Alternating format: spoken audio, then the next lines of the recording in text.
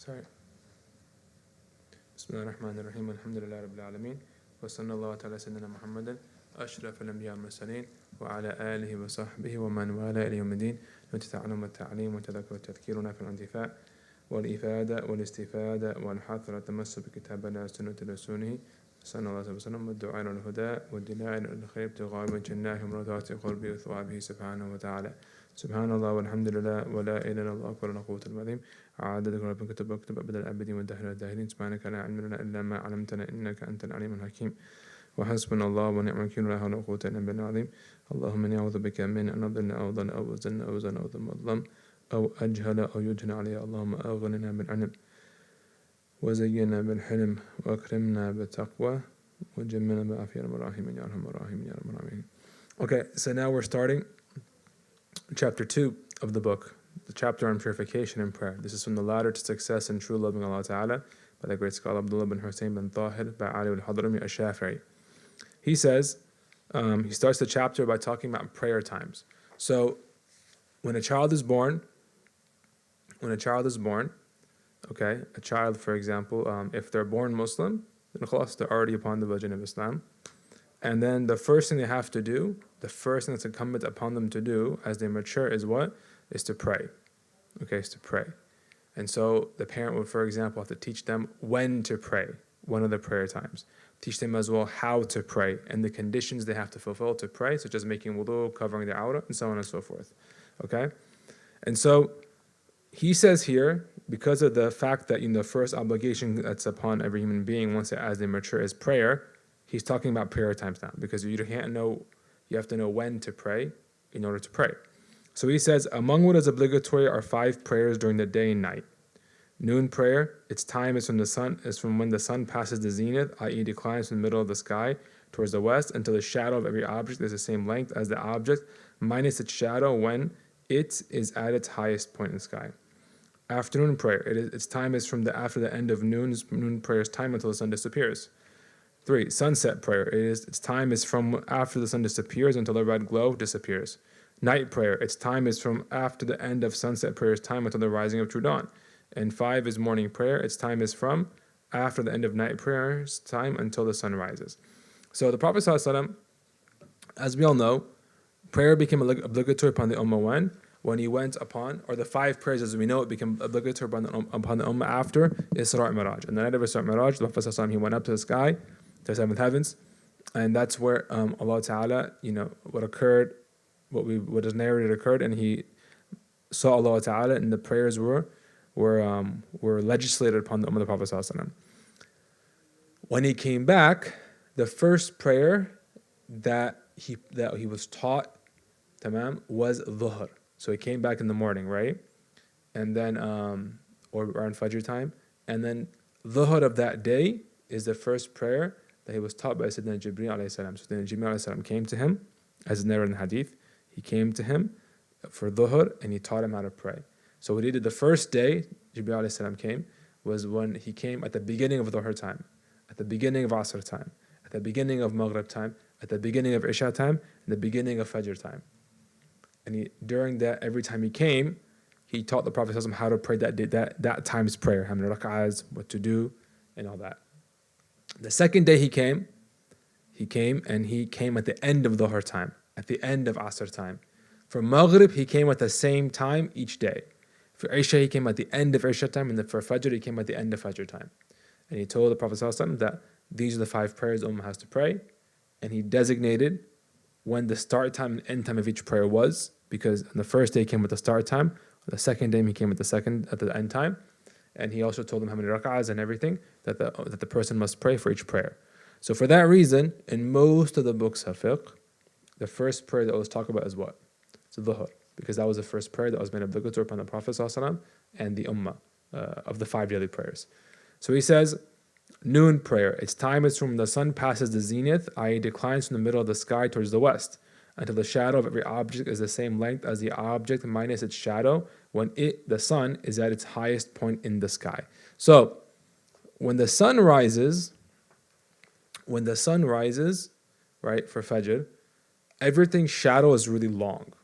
The closer the sun is to the horizon, whether it's rising or setting, the closer it is to the horizon, the longer everything's shadow is. As it gets higher in the sky, everything's shadow will shrink.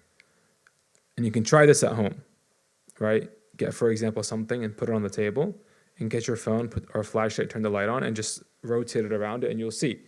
As the sun moves across the sky to its highest point, everything on earth, its shadow will be really small. So similarly, if you were to experiment at home, you would find that the thing you have on your table, its shadow will be smallest when the light is at its highest point above it. طيب. So with that said, tamam, at its highest point, so it starts off near the horizon at Fajr time. As it goes up, everything's shadow becomes smaller. Okay? And then at the highest point, it's called the zenith, when the sun is at its highest point. In Arabic, it's called istiwa. In English, it's called the zenith. At that point, everything will still have a shadow, but its shadow will be the smallest possible shadow it will have at that point in time. How big that shadow is depends on the time of the year and the location. So let's imagine, for example, there's like a big pole or a stick here in the field at Maqasid, okay?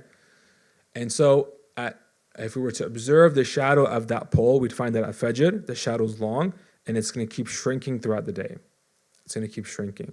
When it gets to a point where it stops shrinking, and it will momentarily stop, okay? That point is called the zenith, istiwa. The sun is at its zenith. It only lasts for a few minutes. It's not that long. As soon as the sun moves from its highest point in the sky, that shadow will begin to grow. That shadow will begin to what? It'll begin to grow. Once that growth occurs, that is when Dhuhr enters. Okay? That is when Dhuhr enters. So, okay? So if we observe the shadow, we'll see that it starts out long at Fajr time. It's getting shorter and shorter and shorter. It will stop shortening. It will stop shrinking. And then after a few minutes or so, it'll start growing again. As soon as that growth starts, okay, that is when Dhuhr time comes in. Okay? That is when Dhuhr time comes in. Okay? Tamam. When does the Dhuhr time end? It ends when the following occurs. So when the sun was at its highest point, we said everything had the smallest possible shadow it can have under it. So get an example, okay? So that pole we're imagining in the fields at Maqasid here. That pole, let's imagine it's 10 feet high. Okay, it's 10 feet high. All right? So let's say that when the sun is at its zenith, the shadow of that pole is 1 foot. Okay?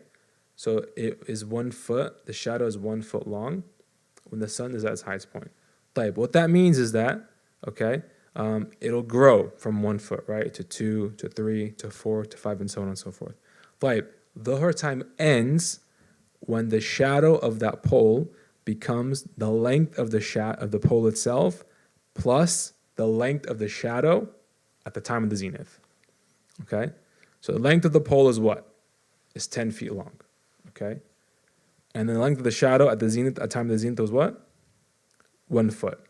So when the shadow of that pole becomes 11 feet, because 10 plus 1 is 11, when it becomes 11 feet, that's when you know Dhuhr has left. Okay? That's when you know Dhuhr has left. Okay?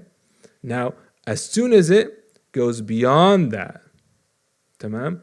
So as soon as the shadow goes beyond 11 feet, even 11 feet and 1 inch, or 11 feet and half an inch. As soon as it starts to grow from that, because we said as the sun approaches the horizon, the shadows grow. So after the sun moves from the zenith and starts going towards Maghrib, towards the horizon to set, shadows are gradually growing. So as soon as the shadow gets longer than 11 feet, what happens? Asr comes in. Okay? Asr has come in. So Dhuhr and Asr are connected in their prayer times. Okay? Dhuhr comes in when what? The shadows begin to grow after the sun moves from the zenith. Okay? And it ends when what? When the shadow equals the length of the object plus the length of the shadow at the time of the zenith. So if it's a 10-foot pole, and at the time of the zenith it was 1 foot the shadow, then the shadow has to become 11 feet long for Dhuhr to end, and it has to go longer than 11 feet, even by just a little bit, for Asr to come in. The scholars have differed as to when Asr comes in. What we mentioned to you is the Shafi'i school's opinion. Now some scholars, like Imam Abu Hanifa, holds the opinion that the shadow of the object must become twice the length of the object itself. So the 10-foot pole we're talking about, the shadow has to become 20 and then 1 foot because of the length of the shadow during the zenith. So it has to become 21 feet along the shadow for Asr to come in. All right. So Imam Abu Hanifa holds the opinion what? The Asr comes in later than what the other three madahib, than the opinion the other three madahib hold. And that's why, for example, at many masajid here that follow the Hanafi school, you find their Asr is much later than the masajid that follow the Shafi'i or Maliki or Hanbali school. طيب, so Asr comes in as soon as the shadow gets what? It is what? It is the length of the pole plus the length of the shadow at the zenith. Asr ends with what? It ends with the setting of the sun. So Asr will end with the setting of the sun, and that's also when Maghrib comes in. So Dhuhr, Asr, and Maghrib are all connected in their prayer time. Their prayer times are all consecutive. There's no gaps between the three, okay? There are no gaps between the three. Yes? When we say the setting of the sun, do we mean when the sun starts to hit the horizon? Yes. So, good question. So he's asking, what exactly do we mean by sunset? Sunset means the entire disk of the sun goes below the horizon. Okay, the entire disk of the sun goes below the horizon. So if you ever, for example, observe the sunset, let's say at the ocean, or a very flat place, a piece of land, right? The disk of the sun, as the sunset draws near, is easy to look at. It doesn't hurt your eyes. The disk has to disappear below the horizon. The entire disk must go below the horizon in order for Asr to leave and Maghrib to come in. Okay? So Dhuhr, Asr, and Maghrib are all connected. Okay? So Asr's prayer time ends with what? With the disk of the sun going completely below the horizon, and Maghrib comes in at that same moment as well. طيب. The scholars have differed now with how long Maghrib time is. Okay? Some scholars say the time of Maghrib is just enough to pray 5 rak'ah. The 3 fard rak'ah of Maghrib and the 2 sunnah rak'ahs of the sunnahs after it, which is very short. Right? It's very short. So on that opinion that some scholars hold, right, Maghrib and Isha are not connected. There's a gap between the two. Okay? But the relied upon position of the Shafi'i school is that Maghrib and Isha are connected. Okay, so Maghrib extends until the start of Isha. So what does that mean? So we said Maghrib comes in when what? It comes in when the sun completely goes below the horizon, right? The disk of the sun disappears below the horizon. طيب. Isha comes in when what? When the red twilight also disappears. So when you observe the sunset, okay, you'll see the sun's disk goes below the horizon. Once the disk goes below the horizon, you have layers of light. You have layers of light. Okay? These layers of light, tamam, are, sometimes like red, the closest to the horizon is red, then they go to like yellow, then it goes to, it's like a whitish, and eventually to the darkness, the blackness of this night sky. That red twilight has to completely go away and set. Okay? Once that red twilight sets, that's when Isha comes in, okay, and Maghrib leaves. So Maghrib is left with the setting of that red twilight, that red light is gone, and Isha has come in. Tamam, Isha has come in. طيب. Now, okay? So let's look at the book again. He says, noon prayer, its time is from when the sun passes the zenith, i.e. declines from the middle of the sky towards the west until the shadow of every object is the same length as the object, minus its shadow, when the sun, is at its highest point in the sky. Afternoon prayer. Its time is from the end of the noon prayer's time until the sun disappears, and it dips below the horizon completely, the disk of the sun. Sunset prayer. Its time is from after the sun disappears until the red glow along the horizon disappears. Night prayer. Its time is from after the end of sunset prayer's time until the rising of the true dawn. So, with that said, Fajr and Isha are also connected in the Shafi school. Okay?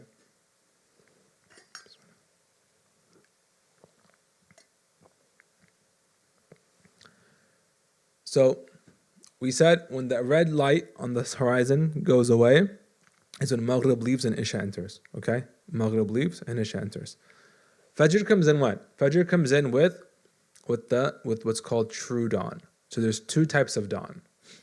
There are 2 lights that occur closer to dawn.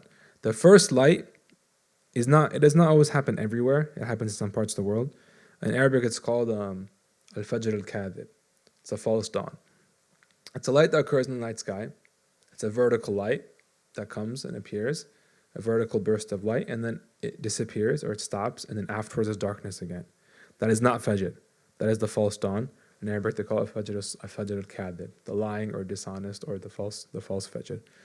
What we want is what's called the true dawn, Al-Fajr al-Sadiq.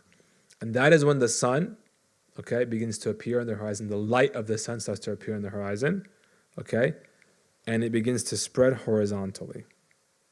It spreads horizontally. So a burst of light, and then it spreads horizontally across the horizon, okay. This is the true dawn. This is Fajr al-Sadiq. So the difference now is that in the false dawn, light comes vertically, and after it, it's darkness.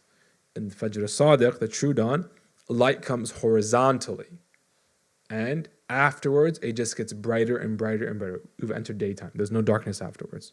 Okay? So with that true dawn, Isha has left and Fajr has come in. Isha has left and Fajr has come in. Tamam? طيب. Fajr ends when the sun rises. So as soon as part of the sun's disk becomes apparent, becomes visible on the horizon, khalas, Fajr has exited. Okay? As soon as some of the sun's disk has become apparent on the horizon, like you can see the sun starting to come over the horizon, the disk of the sun, Fajr has exited, and it's no longer Fajr's prayer time. So with that said, okay, the prayer times are all connected in the Shafi'i school. From Dhuhr to Asr, Asr to Maghrib, Maghrib to Isha, Isha to Fajr, they're all connected. The only time there is no obligatory prayer in the Shafi'i school is from the end of Fajr until the beginning of Dhuhr. Okay? There are sunnah prayers you can pray, like Duha, but there's no obligatory prayer during that time. There's no obligatory prayer during that time. Tamam? طيب. Practically for us, what does this mean? First, practically, most of us have apps, right? Most of us use apps, okay? And on these apps, usually, they use what are called degrees. Okay, these degrees, that we use on the apps, they're really just ways astronomers use to calculate some of the position of the sun relevant to the horizon. Tamam? And to make a long story short, usually the degree, there are just some slight differences of opinion amongst the scholars when it comes to Fajr and Isha's degrees. So the prayer times are connected to what you observe in the sky. Okay, what's observed in the sky.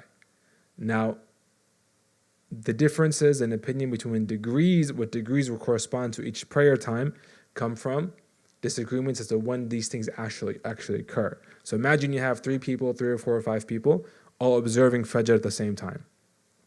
Okay? And, they're all looking for the same thing. A burst of light, it's spreading horizontally, and then the Fajr coming in. طيب. They might disagree on when that actually occurs. They might disagree as to when that actually occurs. They're all looking for the same thing, but because it's observing a natural phenomenon, they might disagree as to when that actually occurs. With that said, tamam, when it comes to Fajr, tamam, scholars differ, okay? Some say 18 degrees, tamam. Some say 17, some say 15, okay? طيب, our shuyukh hold the opinion that it is at 17 degrees is when Fajr comes in. It's at 17 degrees when Fajr comes in. Okay? 17 degrees when Fajr comes in. Now, to play it cautiously, because there are scholars that say Fajr comes in at 18 degrees, which is a bit earlier than 17 degree Fajr. Okay?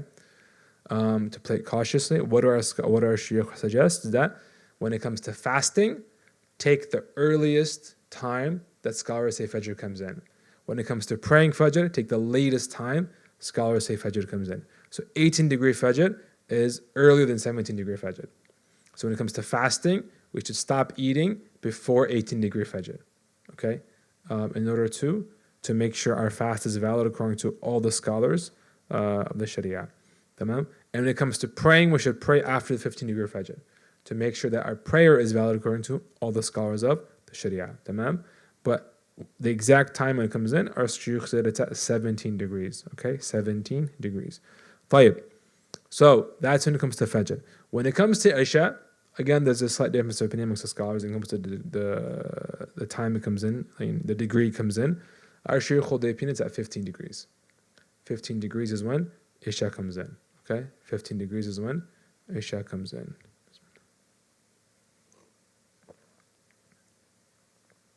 Tamam.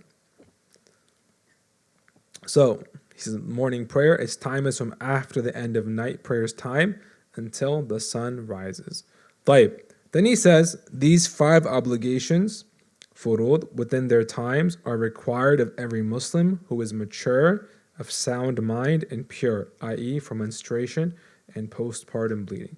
So every single Muslim who is mature, what does mature mean?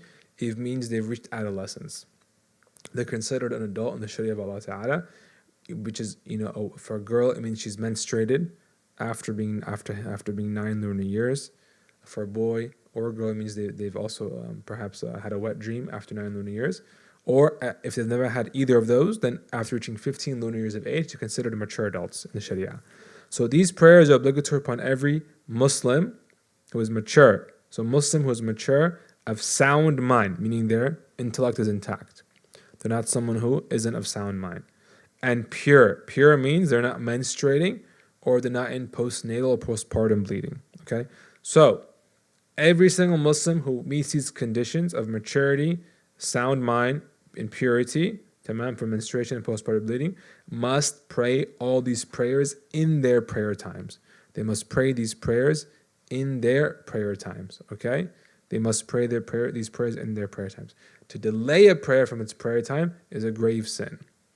To delay a prayer from its prayer time is a grave sin. And to delay your prayer and either pray it so that some of it falls outside the prayer time, or to pray it so that all of it falls outside the prayer time is a grave sin. It's a very big sin. And praying a prayer before its prayer time is not accepted. You can't pray Dhuhr before Dhuhr comes in. You can't pray Asr before Asr comes in. We can't pray Fajr now before it's come in. Can't do that, right? Every prayer is associated with a specific time. He says it is unlawful to perform them before their time. That it's not even valid. Your prayer is not even valid, okay? And you're sinful as well, because doing a form of worship that is invalid is also sinful. Okay, so someone knows they're doing a form of worship that is invalid, they're sinning as well. So it's invalid and it's sinful, okay? It's no different than someone saying, I'm going to fast in Ramadan tonight or tomorrow. It's not valid fast, right? And it's also sinful. طيب, it's unlawful to perform them before their time or to delay them beyond their time without an excuse. To delay a prayer from beyond its prayer time without an excuse is haram. It's haram and you must make it up, okay? Now, what does it mean to delay a prayer, tamam, beyond its time without an excuse? So, excuses when it comes to delaying prayers are 2. Sleeping and forgetfulness. Sleeping and forgetfulness. If someone, for example, right, falls asleep before the prayer time, tamam, and their sleep engrosses them completely, and they don't wake up until after the prayer time, okay? All right, according to a Shafi'i school, right, they're not considered sinful, but they have to make it up. It's an excuse. Or someone, for example, falls asleep in the prayer time, okay? And they're reasonably sure they're going to wake up in the prayer time. They've set an alarm. They told someone to wake them up. They took all the means, okay? This person, again, is excused, tamam, and they're not sinful, but they must make it up, okay? They must make up their prayer when they wake up. So both cases are excused, but they must make up the prayers when they wake up. Okay, tamam? Now that doesn't mean that, okay, it's okay for us to fall asleep on purpose before prayer times and wake up after them, all right, because it's convenient. No, it just means that that's not a good habit to take. That's like running away from the legal responsibility that Allah put on your shoulders of making sure you pray all the prayer times all the prayers in their respective times. So it's not a good habit to take. This is just technicality of the Sharia, right? Of the Sharia, of the madhab. But going against the spirit of the Sharia by trying to run away from legal responsibility is also not a praiseworthy thing. Okay, it's not a praiseworthy thing. The second excuse one can have when it comes to prayers, okay, are what? Is forgetfulness, meaning you forget to pray. What does that mean? Someone, for example, gets so engrossed in what they're doing, tamam, that they forgot to pray. Okay, they forgot to pray. All right, so there's someone who typically prays. They usually pray. But today, for whatever reason, they got so engrossed in something, they forgot that they didn't pray, and the prayer time exits, and they realize, oh, I didn't pray.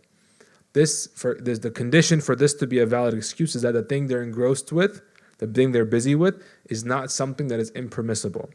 Okay, so if they're, for example, okay, they're doing something that's haram, okay, something that's not good in the eyes of the Sharia, then that's not an excuse at all. It's only if they're doing something good. For example, what happens a lot of times is someone's used to praying the prayer times as soon as it comes in. All right, as soon as it comes in, they're used to praying the prayer. Okay.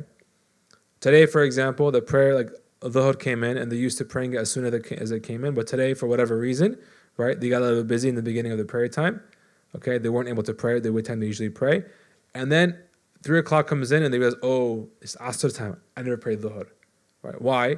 They're busy. Right? They're used to praying it on time. They're used to praying it early, actually. But for whatever reason that day, things came up, okay, and it busied them from when they usually pray, and they forgot that they didn't pray it because they think in their mind they used to having prayed it as soon as it came in.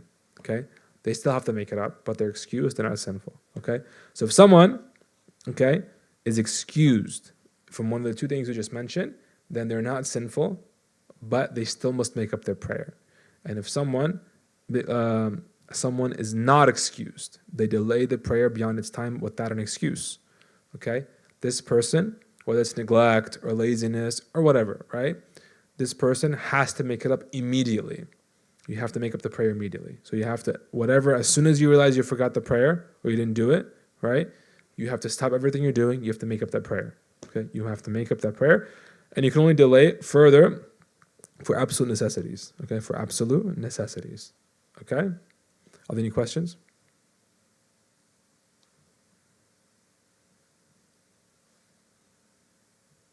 It's pretty straightforward, right?